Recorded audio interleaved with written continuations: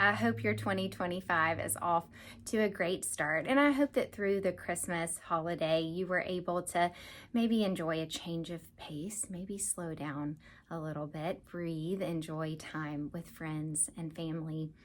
So in the start of a new year, most of our minds go to some thoughts of resolutions or goals, maybe changes we want to make this year, whether that be new habits we want to start or old habits that we would really like to break in this year. But one thing is for sure, regardless of how the Lord is leading each of us, is that apart from Him, we can do nothing. And He is the author and the sustainer of change. He is the one who accomplishes goals. And so whatever He's laid on our hearts to pursue or to let go of in 2025, we can't do it without Him. We can't do it without daily abiding in Him. So this year, our Monday video devotional is going to be called our Monday Selah. This term is found throughout the Psalms and in Habakkuk. And in my research, there really was kind of varying thoughts on the meaning of the word. And some said it just doesn't have a sure meaning, but it is thought to be a musical term. And one commentary I read said that it's a musical term that lends itself for either a pause, a loud clash of cymbals, a cue for the choir to sing at a higher pitch, or a break when worshipers were to fall prostrate to the ground in worship. So what we do know about the term Selah is that it's meant to be a jolt of some kind. It's meant to reorient us back to the Lord, whether that's through a change of physical posture, whether that's through the change of pitch and noise around us, or whether that's through a change of pace. And I don't know about you, but I need that jolt. I need that jolt regularly to bring me back. I get distracted. I get tunnel vision, and I'll go hours and really almost forget that the Lord is with me. And I need that jolt constantly to bring me back to an awareness of His presence and to an awareness of my role as a Jesus follower to just abide and be with Him. So in this meaning of Selah, or one possible meaning, lending itself to the idea of a pause, to the idea of stillness, of waiting, of pressing in, of thinking, well, wait a minute, what have I been doing? Where is my heart? Where is my mind? And coming back to the Lord. And I don't know about you, but I can't think of anything more countercultural in our world than this concept of Selah, of pause, of waiting. We live in a go, go, go society. Hey, what did you do today? What did you accomplish? What did you check off your list? And so this idea of pausing, of waiting, of reorienting my heart and my mind back to the Lord, that is countercultural. That is not the world that we live in. So what does the Word of God say about waiting? We're going to look at a few verses, both in Psalm and Isaiah. Psalm 5, verse 3 says, "In the morning, O Lord, you hear my voice.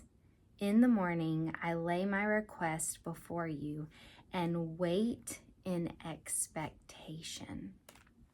Psalm 27, verses 13 and 14 say, "I am still confident of this. I will see the goodness of the Lord in the land of the living. Wait for the Lord. Be strong and take heart and wait for the Lord."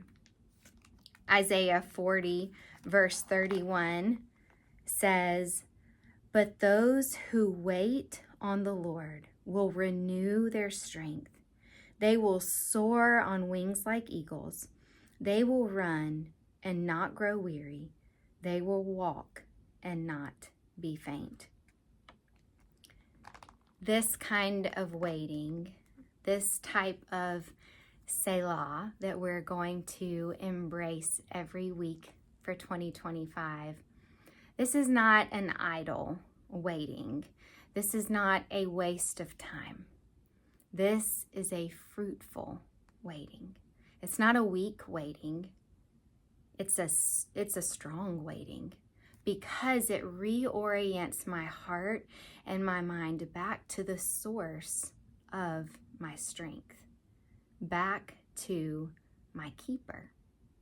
Because in the fast pace of the culture that we live in, it's hard to remember that. When I'm moving quickly, I'm usually not very mindful of the presence of the Lord. I'm usually not very mindful of my level of dependence on Him. I forget that apart from Him, I can do nothing. And then I tend to take my goals or my resolutions, and I tend to take them and go my own way with them. And I don't know about you, but it usually doesn't go very well. And any change, any goal that I might be able to achieve, it's not near as fruitful. It doesn't bear the eternal fruit that I really want from my life, because I've missed the source of my strength. Strength in the waiting. And that jolt, don't we need that? Maybe that comes through a regular change of physical posture in your time of prayer with the Lord. Maybe that jolt comes from a change in the pitch of all of the noise that is around us. Maybe we dial all of that down for a time and Selah with the Lord on a regular basis. Maybe we change the pace, the go, go, go of our day. Maybe we schedule in a pause to bring our hearts and our minds back to the presence of the Lord. And we worship. We worship while we wait. We look to the one who is worthy of it all. It's an active waiting. So I hope that this weekly Monday Selah will really be an appetizer of sorts for our hearts each week, that it will be a reminder as it pops up. If maybe you get the text updates that come through on Monday mornings with this link, that'll be a reminder. Oh, this week, Selah, Selah, continually putting into the rhythms of our lives times to Selah with the Lord, to pause, to jolt our hearts and our minds back to the one who is our source for everything that we need.